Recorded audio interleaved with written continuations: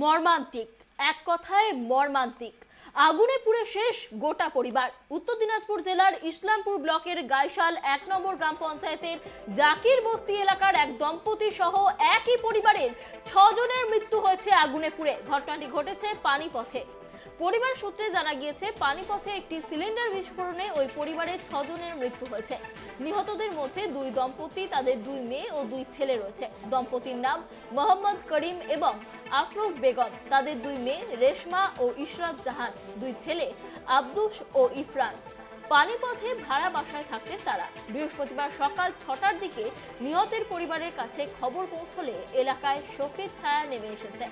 এই বিষয়ে আরো বিস্তারিত জানবো, আমাদের সঙ্গে রয়েছে আমাদের প্রতিনিধি শান্তনু। শান্তনু, যেমনটা জানা যাচ্ছে যে একই পরিবারের 6 জনের আগুনে পুড়ে মৃত্যু, কি জানা যাচ্ছে এই মুহূর্তের কি আপডেট রয়েছে?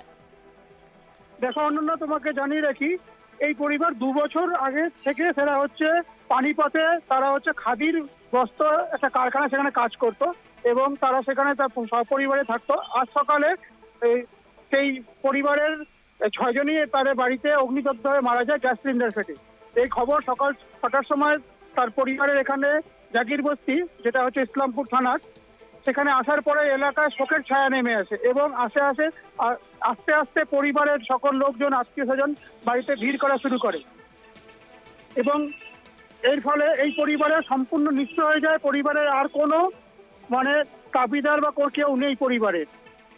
এই এই এই এই খবরটা ছড়িয়ে পড়ার সাথে সাথে এলাকায় এক শোকের ছায়া নেমে আসে এবং এখন তারা সেই পরিবারের লোক যেমন এবং আত্মীয় স্বজন তারা চিন্তা করছে সেখান থেকে তাদের মৃত সংস্কার করার জন্য তাদের বডি কিভাবে আনবে সেই চিন্তায় তারা রয়েছে এবং এর পরিবারের সাথে এলাকার পঞ্চায়েত সদস্য এবং সকলেই তাদের সহযোগিতা করার জন্য আশ্বাস দিয়েছে। আগুনটা কিভাবে লাগলো? আগুনটা এই ভোর সকাল 6টার সময় তারা হচ্ছে কারখানায় যাবে, তার আগে তাদের নিজের বাড়ি রান্না করে যাওয়ার করেছিল। সেই সময়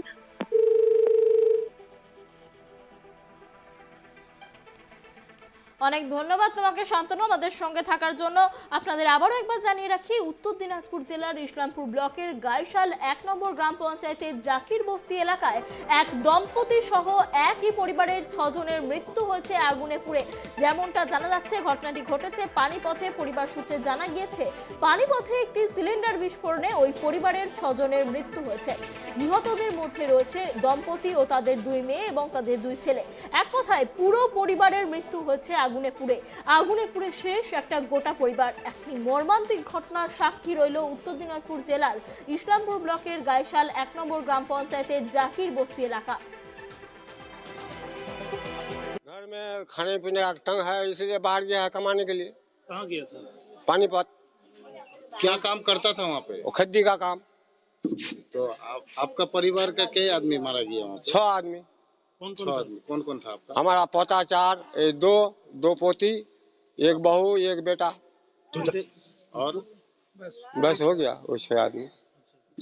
कितना साल से वहाँ पे काम करता था? 2 साल से। 2 साल से वहाँ काम जी। करता था। इधर बीच में घर आया था? हाँ, आया था शादी में।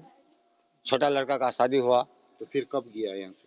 वो शादी बिला के चला गया। 1 साल हो गया उम्र ये बड़ा पति का होगा 17 साल और छोटा का हुआ 12 साल और पोता का हुआ 10 साल, एक पोता का हुआ 6 साल। आपका बेटा का? बेटा का 40 रखो। 40 साल। आपका बहू का? वो का कहने नहीं सकेंगे।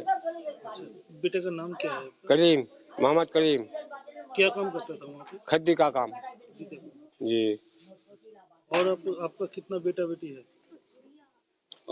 और परिवार में यहाँ पर कितना है? यहाँ है एक लड़का है, एक बहू है, एक हमारा वाइफ है, हम है।